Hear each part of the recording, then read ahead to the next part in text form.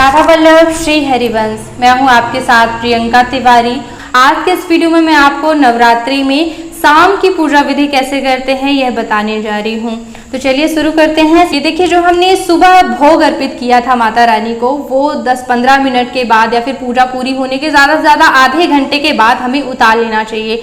चीटियाँ भोग में नहीं लगना चाहिए, इसके पहले ही आप जो है सुबह ही उतार लें। सभी प्रकार के भोग उतार लेने के बाद एक और काम हमें करना है कि हम जो है ये पान भी उतार सकते हैं। ठीक है, 10-15 मिनट बाद, आधा एक घंटा बाद जो है आप ये पान भी उतार करके रख लेंगे सुबह ही। अब जब शाम होती है तो शाम के समय क्या करना है, सबसे पहले जो है या तो आप स्नान कर लें, नहा लें, और अगर नहीं नहा पा रहे हैं तो फिर आप जो है कपड़े जरूर बदल लें। जो उन वस्त्रों में आपने घर के काम किए होंगे तो उन वस्त्रों को बदल करके जो है साफ धुले हुए वस्त्र धारण कर लें। और पूजा में आसन में बैठने के बाद सबसे पहले अपने आप को पवित्र कर लें और आचमन कर लें।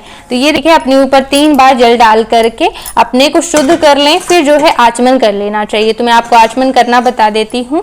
ओम केशवाय नमः, ओम माधवाय नमः, ओम नारायणाय नमः, ओम ऋषिकेशाय नमः। इस प्रकार से आपको आचमन कर लेना है। हाथ धो करके अच्छी प्रकार से पोंछने के बाद, हमने सुबह पुष्प चढ़ाए थे, ये बासी हो गए हैं तो इन्हें हमें उतार लेना है। ध्यान दीजिएगा कि उतारते समय जो है कोई भी प्रतिमा, कलश वगैरह कुछ भी जो है हिलना नहीं चाहिए। ठीक है, धीरे। और ये अक्षत भी जो है हमें अच्छी प्रकार से साफ कर लेने चाहिए। तो मैं इन्हें आपको साफ करके बताती हूँ। ये हमने अक्षत जो है साफ कर लिए हैं। देखिए, श्रृंगार में नहीं हटाने वाली हूँ, माता को श्रृंगार रहित मैं नहीं करने वाली हूँ, बस थोड़ा सा समेट जरूर दूंगी ताकि कुछ स्थान हो जाए कुछ और चीजें माता को अर्पित करने के लिए। तो हम भगवान को रात्रि में पुष्प जरूर अर्पित कर सकते हैं। सबसे पहले श्री गणेश को, फिर इसी प्रकार से माता रानी के चरणों में भी हम जो है पुष्प अर्पित करेंगे। ये पुष्प जब हम रात्रि का भोग उतारेंगे 15-20 मिनट बाद, तो हम इन पुष्पों को भी उतार लेंगे। ठीक है, अब हम जो है धूप बत्ती जला करके भगवान को धूप दिखाएंगे और इसके बाद जो है हम भगवान को भोग अर्पित करेंगे। ठीक है, ये हमने धूप दिखा दी। अब भोग में जो भी आपके पास मिठाइयाँ हों, फल हों, वो आप भोग स्वरूप सबसे पहले श्री गणेश को, माता दुर्गा को, कलश में सभी को एक साथ जो है हम भोग अर्पित कर देंगे। और जैसा कि घेरा लगा करके भोग अर्पित किया जाता है, तो 3 बार इस प्रकार से मैं जल भोग में फेर दूंगी। आचमन के लिए भी जल अर्पित करना चाहिए। इस प्रकार से फल इत्यादि अर्पित करने के बाद हम माता रानी को पान, सुपारी, लौंग, इलायची भी अर्पित कर सकते हैं, जो कि माता रानी को बहुत प्रिय है। तो ये हम थाली में ही जो है पान, सुपारी इस प्रकार से अर्पित कर देंगे, रख देंगे सभी के लिए। ये हमने जो है रख दिए हैं।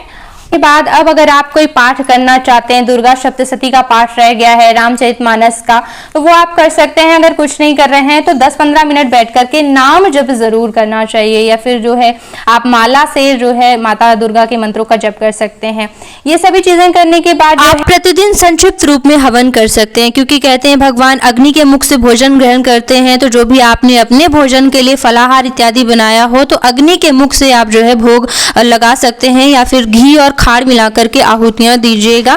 अग्नि का पूजन करके आग्नेय स्वाहा, गंगणपतये स्वाहा, दुम दुर्गाय स्वाहा, वरुणाय स्वाहा, नवग्रह देवताभ्यो स्वाहा, फिर जल घुमाते हुए हवन पूरा कीजिएगा। आरती की तैयारी करना चाहिए।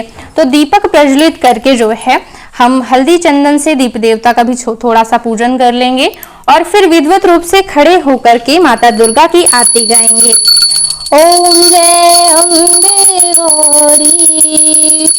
आरती करने के बाद अपने स्थान पर गोल गोल घूमकर प्रदक्षिणा करें, और हाथों में जो है कुछ फूल लेकर के माता से अपनी गलतियों के लिए क्षमा याचना करें। बार बार माता रानी से आशीर्वाद मांगना है, उन्हें कोटि कोटि प्रणाम करना है।